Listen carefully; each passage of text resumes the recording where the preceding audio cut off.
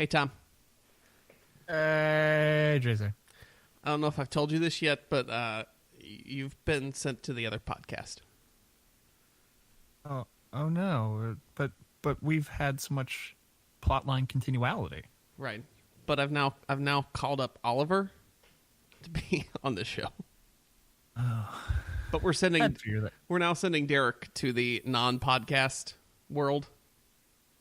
Okay. In PT. I don't know. Couldn't think of a joke there. Anyway, in case you can't tell, we're going to talk about the Superstar Shakeup today. That's the thing that's going on. Superstars were shaken up. They were shaken around. Some of them are even upside down. Some of them got shook completely out of the organization. Yeah, but of their own volition. Right? Does that really count? I mean, I guess. All right.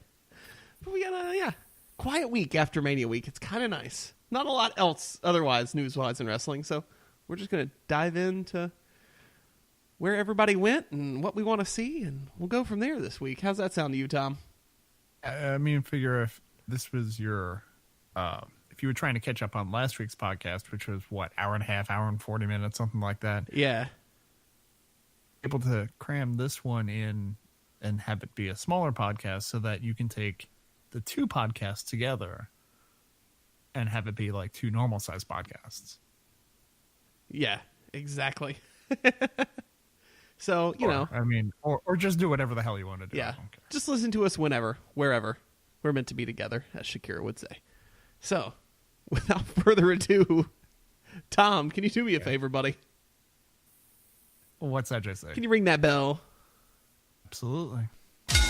You're listening to the Cheaters Never Pin podcast, a proud part of the Section 328 network, bringing you all the best in wrestling from WWE, New Japan, and beyond. Now, live from ringside, it's Mr. Workrate and JC. Oh, buddies! It's the Cheaters Never Pin podcast. My name is JC, and here next to me at the commentary table to the stars is my good buddy, Mr. Workrate, Tom. Did you get it right this week? I did. I nailed it. I might have practiced before we ever hopped on the line. Didn't realize you needed to practice, and then yeah. I listened back to it today, and we were trying to figure out what it is you said because my kid was listening in too, and he's just like, "What?" Trying to say, we have no idea. Yeah, I don't either. I also did go back and actually listen to that part, and I was like, what word was my brain trying to get out there? But did you smell burnt toast when you said that? Just lemons. That may be a sign. Yeah, well, there are plenty of signs of things being wrong with me, and if that's just one of them, we're okay. Yeah. Number one sign of things being wrong with me, we're doing this podcast again this week, Tom. Oh, yeah. Oh. To be a warning of a stroke. Yes, that's how I feel after 5 hours of WWE every week. I feel my brain oozing out of my ears. And then we sit here and talk about it for another hour. Because not only do you need all that special hashtag content, but we need analysis as well. Oh, yeah. That's what we're here for. We're here for all the ANALYSIS.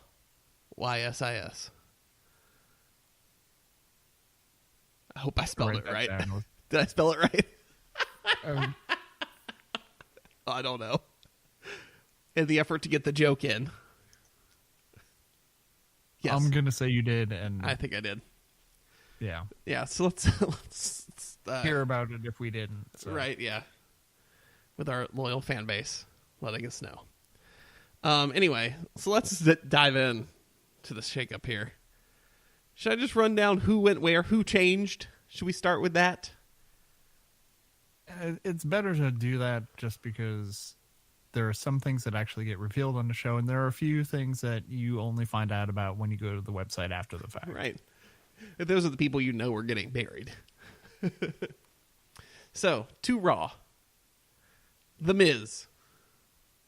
Andrade. Ricochet. Aleister Black. The Viking Experience. We'll come back to that.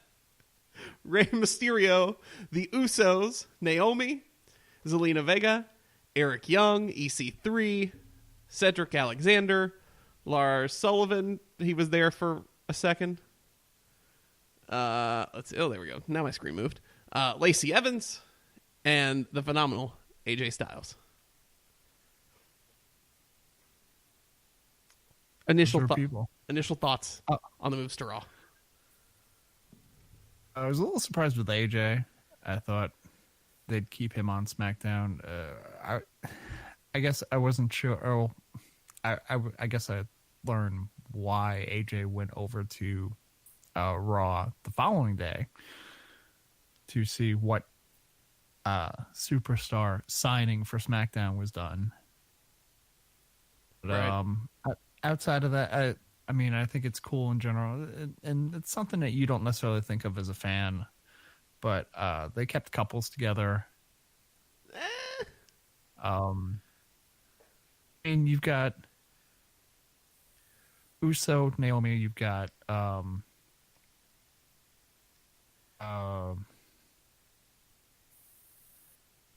going completely. Zelina Vega and I don't know. Zelina Vega and Aleister Black. Those were the next ones you were going with. I was going. Oh, go ahead. I was going Zelina Vega and Andrade, and I'm like, wait a second, no, that's kayfabe, you fool. Right. They did split up Charlotte and Andrade. There was one other couple. I was like, Alexa Bliss and Buddy Murphy. Right. Well, yeah. Is Alexa technically on Raw? I mean, yes. She hasn't. Okay. Yep. So here's the SmackDown list, and then we'll give our thoughts on everything.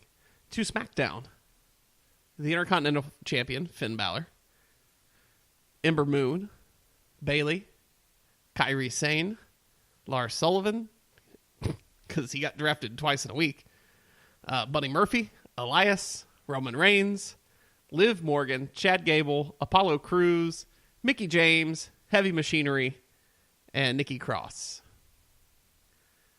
Now, the Nikki Cross, EC3, Ricochet, Aleister Black, Viking Experience, they were all just kind of floating in the ether until this happened. So those are their official roster spots now. So let's start with the obvious here. How dumb is the Viking Experience? It sucks because it's almost like the WWE writing squad, or whatever you want to call them, the War Raiders, and said, are people going to get it? Is it not obvious enough? Yeah. We need to hammer down the concept that these guys are kind of like Vikings. Well, it goes back to everything that always happens, which tells us that Vince thinks everyone that watches is a complete idiot, which is why week to week doesn't matter because no one's going to remember, damn it. And then stuff like this is like, we have to tell them. We have to lay it out painfully. So, to be fair, Viking Experience. Say that again. You broke up. Could be Team Viking Experience. It's still awful. Now, I did see someone on Twitter point out that before Patrick Clark was officially the Velveteen Dream, when he initially debuted this gimmick, he was the Patrick Clark Experience. So, maybe it changes. But, man, it's just such a bad name. Especially on the Titantron. It's bad. I mean, and it surprised me a little bit just because they hadn't spent that much time in NXT. No, and they're still the champs, too. And the thing was too that WWE's been so much better recently with names and maintaining kind of like name history of established independent and people have wrestled for different promotions. It used to be immediately as soon as you went under the WWE umbrella, you got the name change, you got the new trademark, everything like that. Mm-hmm. It's been different more recently, especially with established people now. Right. War Raiders were where they before that? Or something else. I tried to think of this the other day. What were they in ROH? War Machine. There we go. Okay. And they changed the name slightly because of implications. I think there were a couple of different reasons why they kind of threw it out there, like from it being potentially almost kind of Nazi related to the fact that there was the Ultimate Fighter War Machine who was like domestic abuser. Right. Maybe we don't use this name, but we use something similar. We'll be the War Raiders instead of... Yeah. Yeah, and it's similar enough so that fans are saying, okay, well, but this was a more of a kind of WWE scrub of getting rid of the history and be like, hey, look at these guys. They're new. They're different. They're fresh. Yeah. I wouldn't hate it as much if it wasn't so memeable. Right? Like, yeah. There was an entire thread on Reddit this week about, should we move to change the blank has entered the impact zone meme to the blank experience meme? Like, it's just such a joke. It just doesn't have the weight to it. Like, when you hear War Raiders, you think of like strong, hefty, like guys that are gonna kick some ass. Then you hear the Viking experience, and you're like, cool, I'm sitting on a boat on a water ride looking at animatronics on either side. The thing is, by changing their name too, you've eliminated the chant. Oh, yeah. I didn't even think about that. One of my wife's favorite parts of the NXT show that we went to was the War Raiders chant that they were due. Oh, yeah. I mean, it's a great chant. It's simple. It works with their theme. Like, it gets them over. It's not just a disjointed chant. Right. I don't know. It's bad. Are they going to do the skull clap now? Or are they going to be... Yeah. They're also no longer Hanson and Rowe, by the way. Don't know if you caught that part. Oh, I did see something where I was looking at the list. Ivar and Eric. Really don't think it's going to last. No, I think it's getting changed, hopefully. Please. For the love of all that is holy, fix it. All right. So now we got that out of the way. Because that discussion had to happen. There'll be the bludgeon experience. Yeah, that worked out well. So with these changes, which brand do you now think is the A show?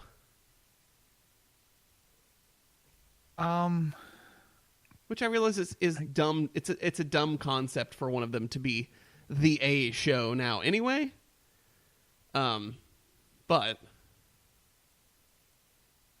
which one would, if you had to pick one, what would it be?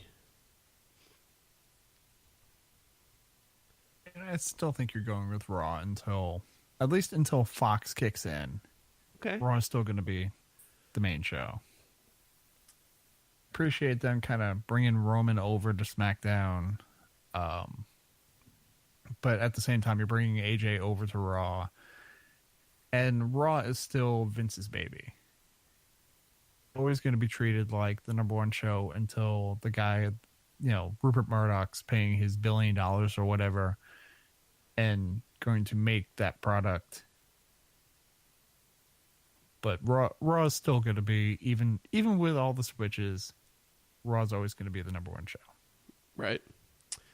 So I definitely feel like I agree with what you said, but they're clearly positioning SmackDown to become the A show.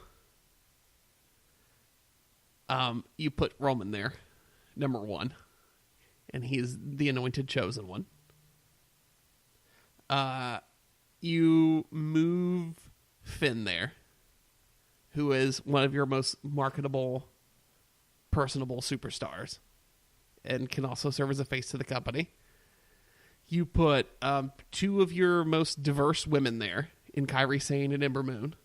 You also put Bailey, who has all of the media experience.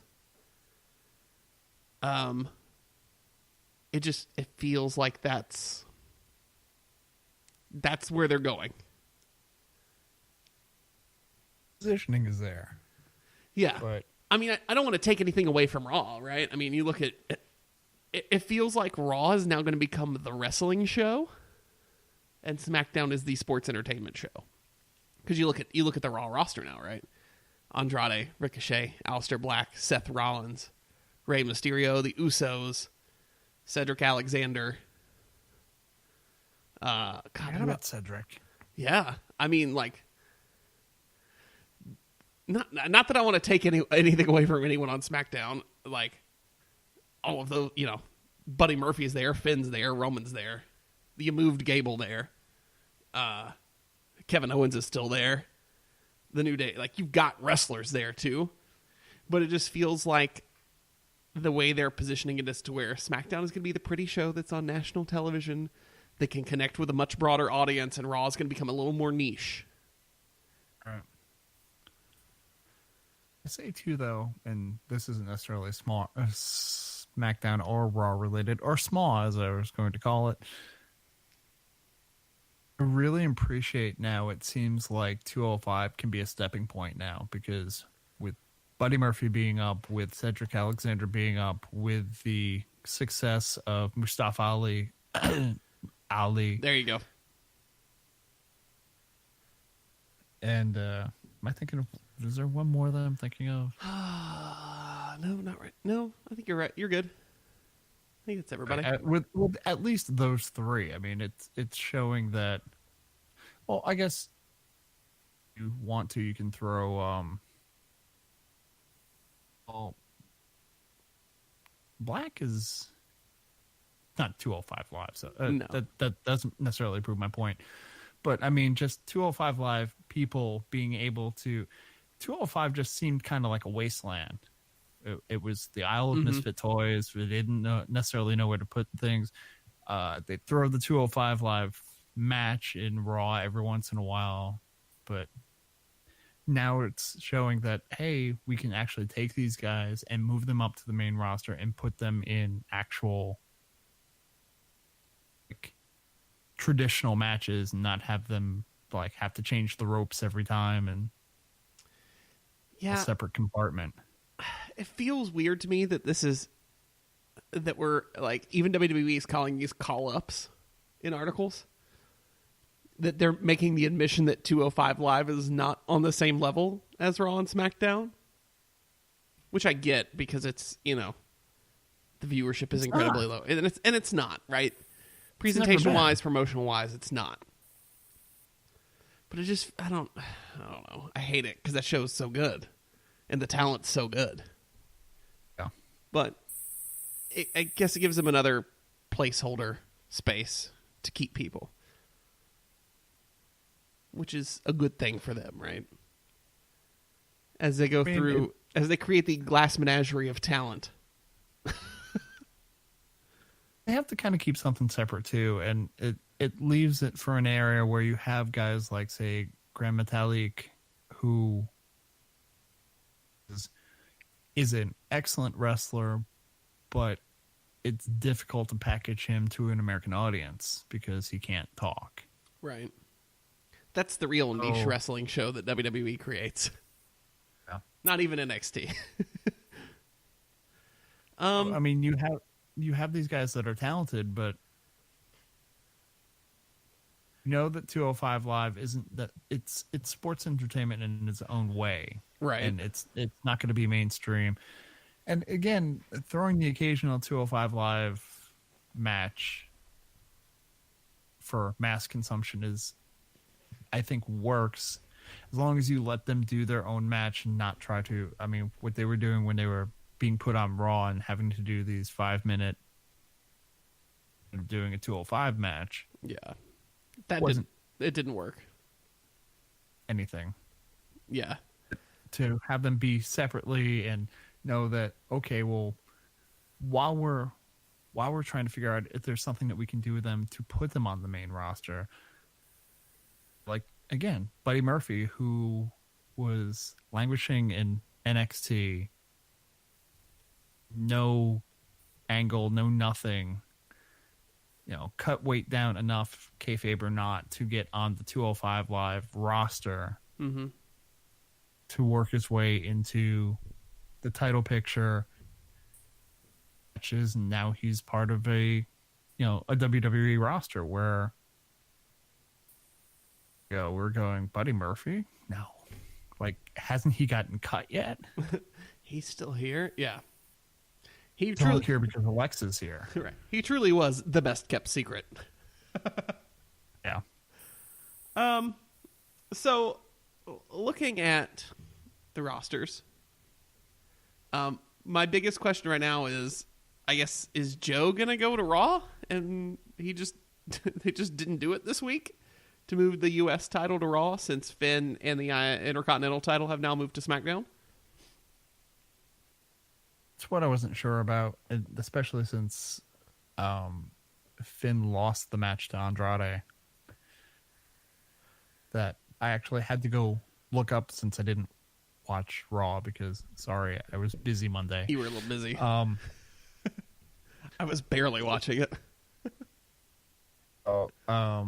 When I ended up looking it up and hearing that Andrade beat Finn, I was like, oh, is Andrade the new Intercontinental Champion? And I looked through, hit Wikipedia real quick just to see and I'm like, well, Finn's still listed as champion. Mm-hmm. That's odd. Cool that, Andrade got to win and got, a decent rub out of it, and I like the fact in some aspects of it that can be defeated and not lose their belt. Like, not every match. Attitude Era was big on, well, if a guy with a title wrestles a match, it's automatically a championship match. Right.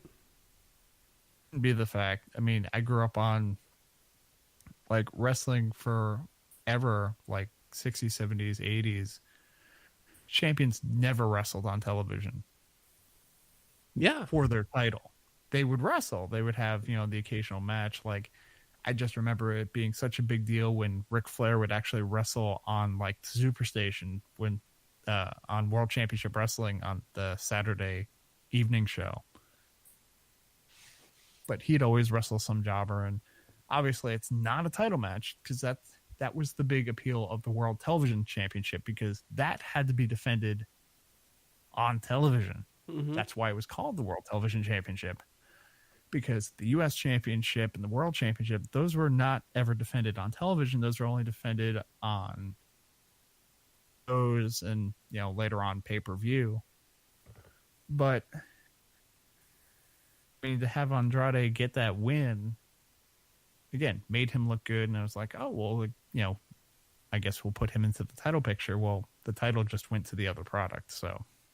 Yeah, I was confused by that too. But, it puts him in a good position as a good introduction to the Raw audience too, because of the way they structured that match, to have him win only with the help of Zelina Vega. Right. So you establish that character really strongly there, in that method. Then I wasn't sure if they were going to do something weird like they did the last Shakeup when they had, I guess it was Miz showed up on, here's a couple Shakeups ago. I don't know. Miz jumped from one show to the other with the title, ended up losing the title, and then whoever beat him for the title showed up like on SmackDown the next day. Yeah. I think it was Jeff Hardy, wasn't it? Yeah, might have been. With the U.S. title? Yeah. Just to do a, kind of like double swerve type thing. Yeah. Yeah. So as far as we know at this point, both mid-card championships are on SmackDown, but I assume that changes because that doesn't work. If they do a U.S. title open challenge, Oh yeah, a Raw person jump over to SmackDown just for the open challenge, win the title, and then take it back, run it over to Raw. and you could even hold that off till Money in the Bank, right? And just do it at the pay-per-view. Yeah, And that way you don't have hopefully the crossover stuff other than Becky is done now, right? We can go back to actually having a brand split. that's a thing too. It's we haven't had a brand split since like at least the last 6 months, when they started taking the pay-per-views out and just making the pay-per-views completely mixed, and then. Well, I like the pay-per-views mixed. That's a good. I mean, I think that makes more sense. Thing, and I think it really ended up being an issue because of the women just showing up wherever the hell they wanted to. Yeah, but I think Becky. I think that's over now. Yeah. So that was going to be my next question: was which title does Becky lose first? Right? Is she going to drop the Raw to Lacey Evans, or is she dropping the SmackDown title to, according to the Twitter beef that was going on today, potentially Ember Moon?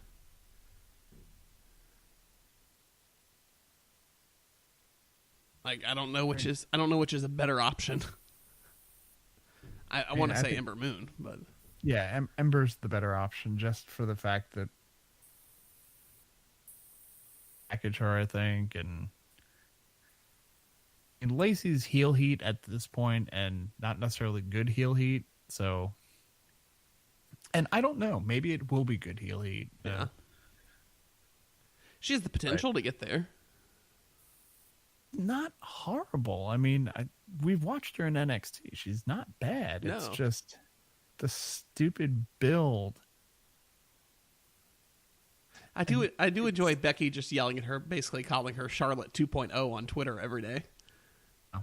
Oh, look, you're tall and you're blonde and you're being pushed to the moon. You must be Charlotte. Including the tweet today where she was like, and you're from the South? Are you sure? You must have come from when Ric Flair was running around down there shagging everybody. Like, oh, God. It's me paraphrasing the tweet, but it was funny. She said something about, looks like WWE has a type. She's not wrong. Wait a second.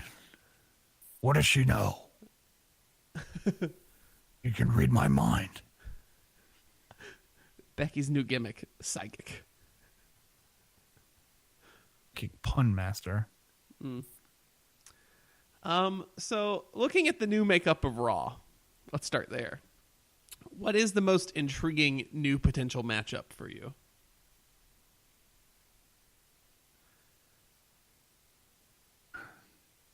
Now I actually have to look at the roster. Yeah, you do. Hold on. I was really hoping you'd have one off the top of your head. For me, it's Cedric Alexander and Seth Rollins. I just want that. I want that in my veins. We're talking that far ahead too. I mean, because Cedric's still got to build himself up. I mean, just what are potential great, feuds, matches you could see? That's certainly one.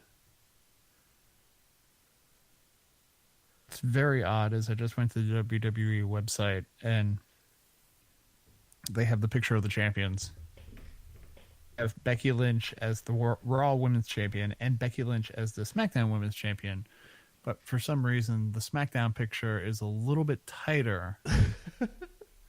Well, yeah. It's the exact same picture, just a little bit tighter, so that it's obviously different. Right. Yeah. Well, it's a different Becky, clearly.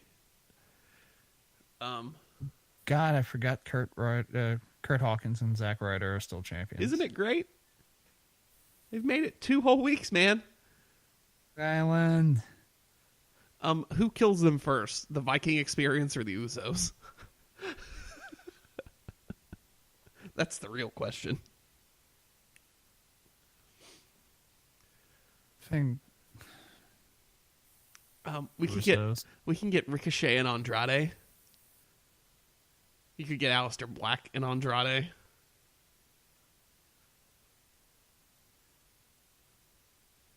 Seth and Andrade. It's just, yeah. Because who would, I mean, if you think about who the best workers on that show are now, right? There's Seth. There's Andrade. There's Ricochet. There's Aleister Black. There's Cedric Alexander. There's Ray, too, right? Because this is 2019 Ray, who can go. Hopefully we'll get healthy enough to get back to the position that he was in. Yeah. Ooh, and hopefully you've got Joe floating around there, right? Could you imagine like a Joe Aleister Black feud? That'd be cool. That'd be fun. And give Joe a lot of credit too. That, I mean, Joe is not the wrestler that he was. Because, I mean, none of us are who we were in 2002. Oh, no. But that boy can still go, right? Like, someone his size, like, he can. One of the, I guess, he's one of the older wrestlers that has turned around and said, well, I may not necessarily be able to do the style that I used to, but I can adjust it somewhat and then still be one of the best wrestlers on the planet. Mm-hmm. And man can talk as well. That helps. Yeah. All right, let's go to SmackDown then. Looking for rosters, I can't find this. I just had to go to Wikipedia. I just searched Superstar Shakeup on Wikipedia, and that way you can see that. Yeah. I am completely unprepared. That's okay. I'm used to it.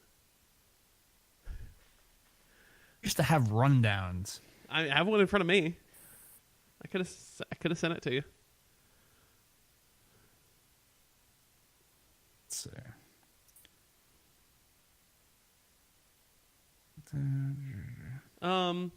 I definitely think. Let's see. Ooh, Buddy Murphy, Kevin Owens. That's a fun one. When I saw Roman, I was like, "Ooh, we can get a Roman Kevin Owens feud." Kevin's happy though. Kevin, this is fun, Kevin. For now, we have how. God forbid we don't talk about that. Let's talk about Big O for a second. So as soon as he joins them and starts dancing with them on the KO show, I was like, "Oh, Kevin's gonna kill Kofi at the end of the night," and then he didn't, and then I realized why. Because WWE has gotten smart.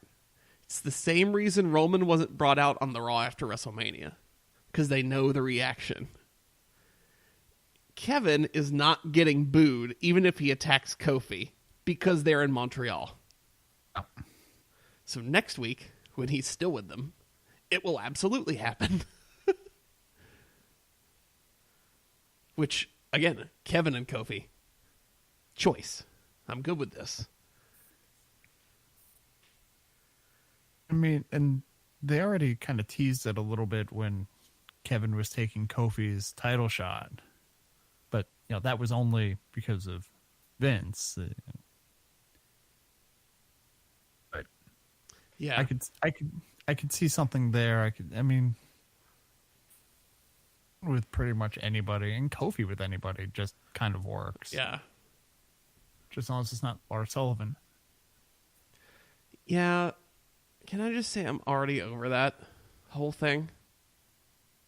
Like, I'm done. I don't care. It always needs one of those. Just that monster, and I'm okay with a monster in a limited kind of role, I but am too, but when has this... So, the one exception to this is Braun Strowman. But when has it ever worked for them? Braun really hasn't worked either. The fact that, where's Braun now? Well, he had a good year after they did that with him, right? They positioned it correctly. Since then, they've totally bungled it. But they built him to that level, and it worked. I think after a year, kind of all bets are off on that kind of stuff. But, let's look at Tensai. Let's look at Brodus Clay. When has any of this build to a monster ever worked for them?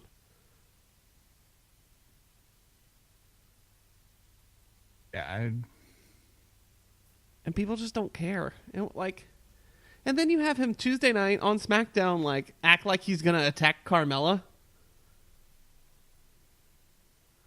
I was curious where they're going with that. I'm like, it's not 98, man. Yeah, I mean, I knew it wouldn't do anything to her. Exactly, and everyone knows that. But it's just why would you even have a character clearly have that thought process in 2019? It was weird, and I didn't like it. I was waiting for something weird like Lars, just picks her up and carries her away. Not even necessarily that, kind of tries to give her something, I'm doing this for you, I'm showing you how great I am, or I don't know. He starts coming out with crumpled up flowers or something like that and hands it to her. Or just tights. Are you saying Vince just read Of Mice and Men and was like, oh, this is a great book? There's been plenty of Mice and Men in WWE over the years. Yeah. You know what I think Vince did, though? What's that? Because we all know he doesn't sleep. He just works all the time. I don't think he read Of Mice and Men. I think he listened to Of Mice and Men. It's very possible. And you know how he did it? What's that, JC? He went to Audible. Oh. Yeah. So Audible's a place that I can listen to books. Yeah. And crazy enough, it doesn't matter, because today's show is brought to you by Audible. Okay. And did you know? That's why we're talking about it. I know. Okay, that makes sense. Yeah. They're offering all of you listening to this free audiobook with a 30-day trial membership. All you have to do, you go to audibletrial.com/cheatersneverpin, and you can look through all their selection of everything they've got. You get a title for free, and you get to start listening. Whenever you go to audibletrial.com/cheatersneverpin. You can listen to any kind of John Steinbeck book, not just Of Mice and Men. You can listen to the other ones. Yeah, there's all of them. There's several of them, which I can't think of another one. And that third one. I mean, all the classics. I mean, if you want to, there's Bradbury, Hemingway, Fahrenheit 451. Yeah, my favorite novel, The Sun Also Rises, by Hemingway. It's there. You're a Hemingway fan. I'm not. I am. Not so much, but we've had this discussion before. Yeah, probably during this ad read, actually. Yeah, probably. But yeah, they've got audiobooks, audio shows, news, comedy, and more from the leading audiobook publishers, broadcasters, and entertainers. Download your free audiobook today. Go to audibletrial.com/cheatersneverpin. Again, that's audibletrial.com/cheatersneverpin and get a free audio book. So, would you say the Shakeup is a success? Just looking at it right now, based on who is where, do you feel like this freshens up and creates a bright, shiny new 2019 for WWE? I can't say anything yet. I think, people have shifted, so any kind of change is going to be, at least. So I think it's a step in the right direction. I don't know what plans are being done necessarily. A lot of times it's the shakeup that not necessarily even the wrestlers,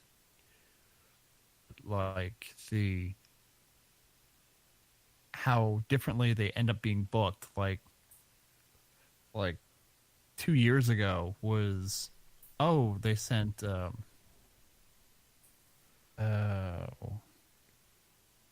I think of his name. Anyway, you send somebody, send basically a. Are we talking about Alex Riley? Huh? Are we talking about Alex Riley? I'm not talking about Alex Riley. Oh. I'm talking about Rage. Missed that guy. Just wanted to say his name on this podcast. Oh God. The Indian wrestler. Jinder? Why can I not think of his name? The modern day Maharaja? Jinder Mahal? But, I mean, you had Jinder Mahal on Raw doing nothing. Just pretty much brought onto the roster because people liked him. And they needed to fill out the roster because they were going to have superstar shakeups. They put him over into SmackDown. While he's here, let's give him a huge push for no reason. Right. Let's make him champion for an entire summer and drive the ratings into the ground.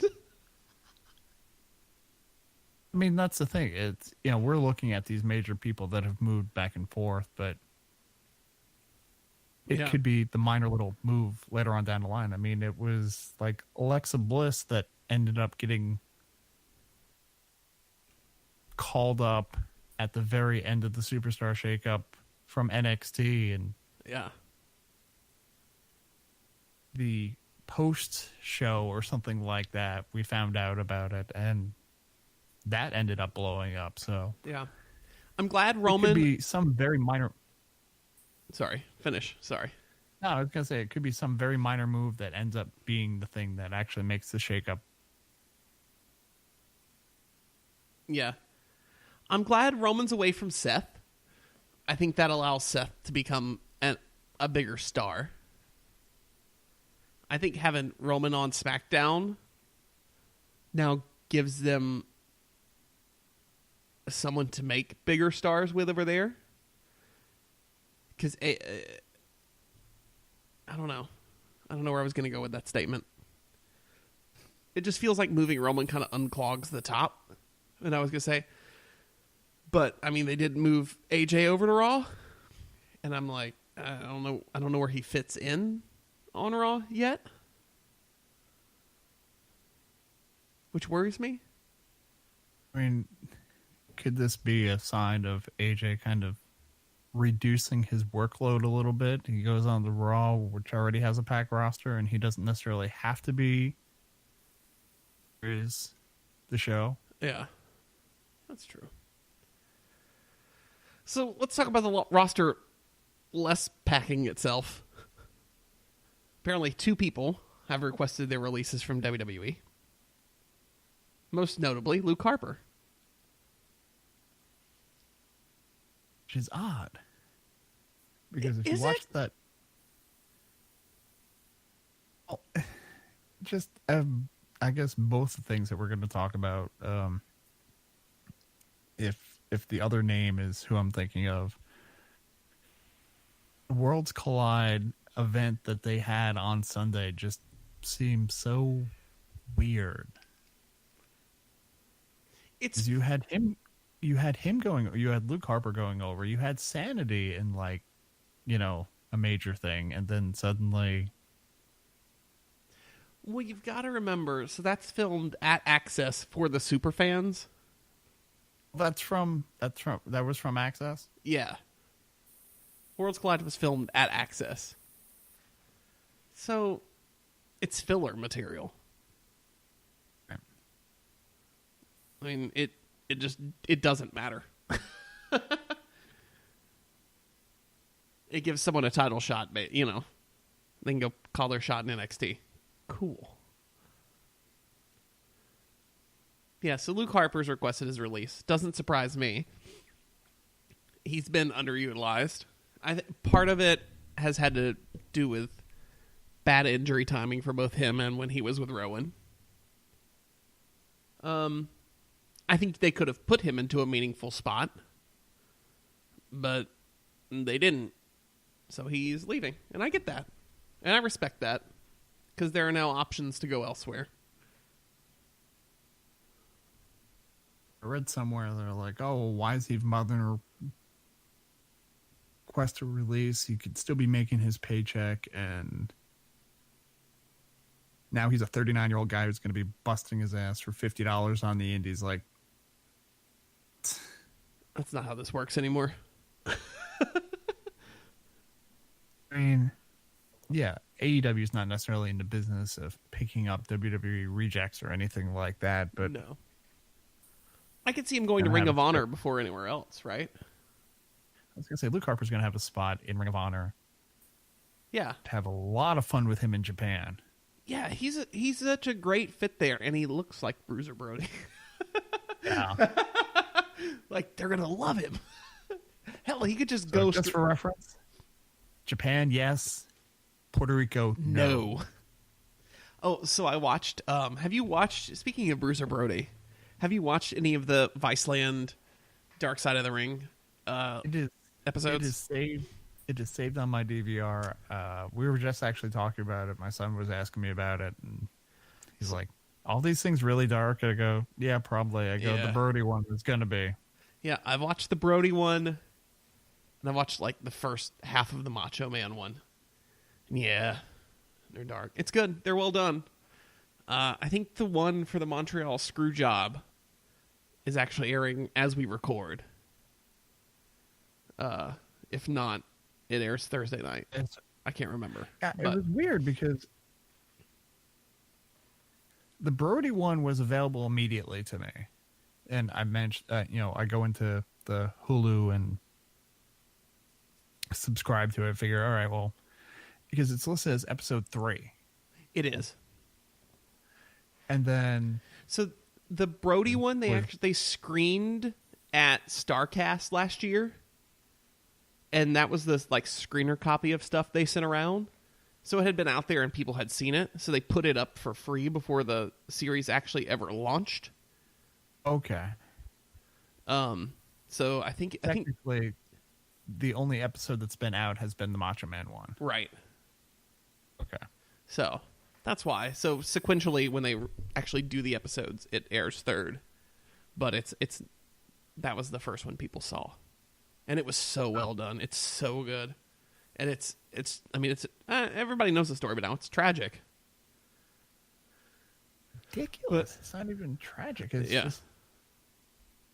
But it's worth a watch, even if you know the story. If you don't know the story, I think Vice basically even puts it up for free, on like 3 or 4 days after it airs too. So you can probably catch it on Vice.com. But give it a watch. It's good, and it's good. Everyone should know their wrestling history, especially the big stuff like that. I mean, I was a fan of Brody when I was a lot younger, and just because he just seemed like this unusual character. Mm-hmm. And you read a lot about him in like the aftermaths and stuff like that, because he wasn't necessarily somebody that, I mean, he wasn't a tough guy, he wasn't WCW guy, but he would take a paycheck wherever else it would be. I mean, he did AWA stuff, he was big in World Class. Yeah, he was so much. Yeah, he was a journeyman of the sport, man. He was the ultimate free agent, It was just... And from what I've read in Gary Hart's book, Brody was super intelligent. That comes across in this documentary, too. Yeah. He knew how to pretty much milk the system and make every cent that he could, and he was working the game, and he could have worked it for a lot longer had he not done business in Puerto Rico. All right. Yeah. And more about the business of Puerto Rico is included in this documentary. And there's parts of that I didn't know until I watched this. And you've got Abdullah, Tony Atlas, and blanking on his name. Mantel. Thank you. Being the main ones telling the story. Yeah. So it's interesting. And Tony Atlas are two big were there Yeah. when it happened and were supposed to testify and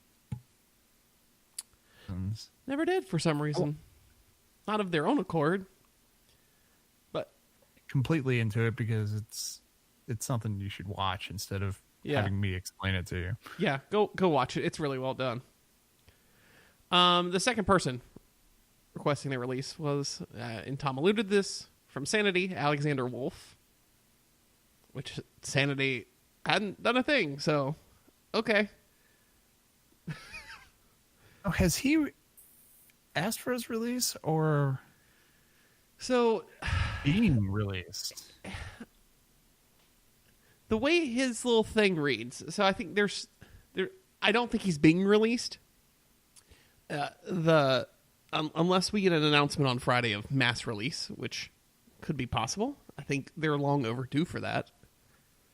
And I'm just saying that there's too many people on the roster, and this is a business standpoint. Right. Not that there's anybody around here that deserves to just be let go right now. Because there's not, I don't think. Sometimes you can look at the roster and be like, if you got rid of all those people, it really wouldn't make a difference. But there are, I would say everyone on the WWE roster now, if you put them in the right position, they could carry their own. But anyway, if you read his statement he put out, it reads as one of two things. One, he's asked for his release from WWE as a whole. Or two, and I've seen it interpreted this way a lot too, he was basically saying goodbye to Sanity, since Sanity is now split, since Eric Young is going to Raw, and I guess Killian Dane's going to stay on SmackDown. So maybe he's going to NXT for repackaging. See, I looked at the Killian Dane thing, and it almost seemed like he was being released, almost, or the whole Sanity breakup thing just, I don't know, it sucks, because that gimmick worked so well in NXT, and I'm not saying it didn't work on the main roster, because it was never given a chance. Oh. They got called up, and then they just disappeared off the face of the earth into the ether. And then you bring up Nikki Cross finally, and everyone's like, "Oh, good! Finally, we can put Sanity together as a whole, and it'll be great." And then they still didn't show up anywhere. That was the weird thing too. It's like they brought him up without Nikki Cross, and it's like, all right, well, it's three guys, and whatever. Nikki brings such a different element to the unit as a whole. Yeah. Most of these groups are just, collective groups of guys or whatever. And it's just Sanity. This is, this kind of cult type deal that people have just found each other because they don't fit in anywhere else. Right.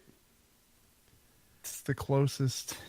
It's almost kind of like how the Ravens flock thing was done in WCW. Yeah. A Raven would, pick out these characters that just weren't working, and it's like, oh, you come under my umbrella, and because you're different, we know that you're different, and Billy Kidman forgets how to wash his body, and Hammer becomes a thing. Yeah. Very sad to see Sanity break up. Also breaking up, the Riot Squad, with Liv Morgan being drafted to SmackDown. Or assigned to SmackDown, I should say. Kind of sucks. I like that. It was a good stable. They never, so achieved any greatness, too. But yeah. So, I know Liv wrote a very heartfelt thing on Instagram, I believe, about it. It just kind of sucks.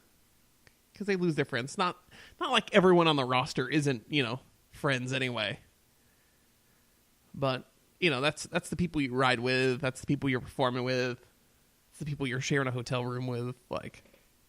That's family at that point. Yeah, it's that tightness. It's that bond. And, these are 3 people that were in NXT together that all got called up at the same time and all got packaged together. Yeah.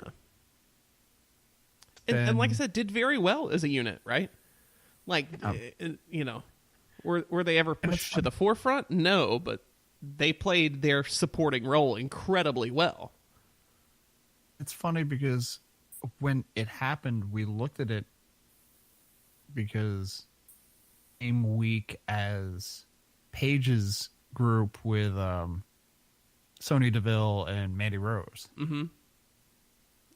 I guess we're just going to call up groups of 3 now, and we pointed to similarities between the two, and but no, Riot Squad ended up working, and so that's sad. So we'll see. They're 3 very different girls, so I mean, different directions. Yeah, but Liv can go off and get her own identity back with that banger theme music she has too. Give her that back, which would be great, rather than the rock and roll high school theme song. All right, quickly as we hit an hour here almost, let's talk about injuries. Nia Jax blew out both her knees, having double ACL surgery, out 9 to 12 months. Ow. Yeah. And what I'm going to say, I'm not saying everyone knows I support Nia as a human being, even though I think she's a terrible wrestler. At her size, that really sucks. And I was just trying to think of it because, I mean, when you get an ACL tear, it's obviously, I mean, she's an athlete just like everybody else is in WWE. But I was just trying to figure out, like, did she completely wrong and blow them both out? Because ACL tear isn't something that gradually happens. But depending on the grade of the tear, you can work on it. Because if you think about whichever WrestleMania it was, I guess it was Shawn Austin. It was 15, right? Yes. Shawn was working through a tear there, an ACL tear. And he worked through it. So, I mean, a sprain's a sprain, and yeah. Yeah, that sucks. So, get well soon, Nia. And maybe when you come back, botch less. Big E's got a torn meniscus. He's out for a while. That's a 6 week. That's a quick 6 weeks, though. I was gonna say that's not. It's not, tragic. It's not an ACL. No, and depending on how the tear was and how they had to do the surgery, they did the surgery yesterday. He could be walking on it today. So if it was a quick laparoscopic fix, he can be back up in no time. But given the nature of his work, it takes a little bit longer to rehab it and make sure everything's fine. Then, go ahead. Sorry. The only thing I was just going to say is, as a heavier guy, it's more so when you're dealing with meniscus tears. It's dealing with the after effect later on down the line, not necessarily the immediate effect. I mean, obviously, it's going to hurt because of the tear initially and the swelling. Not thinking necessarily, say, 6 months down the line, because you can get back into action relatively quick. It's just a matter of much further down the line when you're talking about arthritic knees. Mm-hmm. Yeah. Because it used to be, and things have changed, thankfully. When I tore mine, the doctor's thing was, well, we can let it grow on its own, kind of do a little bit of cleanup and repair. But for a lot of people, they just take the cartilage out, because the meniscus is the cartilage that is between the bone and the knee, both sides there. Out that cartilage, to eventually lead to arthritis, and then knee replacement surgery. So Right. Yeah. don't rush back, Biggie. No. And much like I said about Nia, that's a big boy, and that's a knee problem. And that's going to hurt. And then Meltzer reporting, I don't know if it was on Wrestling Observer Radio or in the newsletter. Apparently, Daniel Bryan was hurt at Mania. His status, what the nature of the injury was, all of that is being very closely guarded. So that would lead one to believe he may have been concussed. But I don't want to speculate on that. Because who knows? And then it's a Meltzer report too, so maybe they just have him off TV because he just lost the title, and there's no need to bring him back the last 2 weeks. Huh? Plans change. Things change. Concussions change. So I think that's about it, right? Anything else we can think of? I mean, that's WWE. Japan, nothing necessarily. AEW has officially signed Shima. They booked a few matches for the card in Jacksonville, including Omega versus Shima and Brandy Rhodes versus Allie. So that's cool. Reportedly, the G1 opener in Dallas, tickets are not selling as quickly as they had hoped. So they're making sure that card is actually stacked up. They're getting Okada on the card. They're getting... Dallas is such a weird market to put it in, though. I realize it is as central in the U.S. as you can realistically get, based on where big cities are. Like, geographically center. Yeah. But who wants to go to Dallas in July? That just sounds hot and miserable. Yeah. As someone who went to Dallas in late June. Right. June, fine. Don't want to go in July. Hashtag can confirm. Yeah. Cool. Anything else? I think we can wrap this one up. I think we can put a bow on it, sir. So next week, storylines will happen again. Yay! And maybe there will be other news in the wrestling world. Oh. It'll be good. I'd like to talk about something other than WWE for an hour. It would be great. Just nothing horrible. And nobody die. Let's not spin it into death, please. Yeah. All right. So we'll get out of here next week. We'll be back with whatever happens in the world of wrestling. So for another episode of the Cheaters Never Pin podcast, I'm JC. We're going to sign off, JC. That's what I was in the middle of doing. I was doing the sign off. You were doing the sign off, but don't we do something before that? Oh, right. Find me on Twitter at Mr. Workrate, at MR Workrate. Tom, social media things. Thank you, Tom, for telling the people where they can find you on the internet. Yes.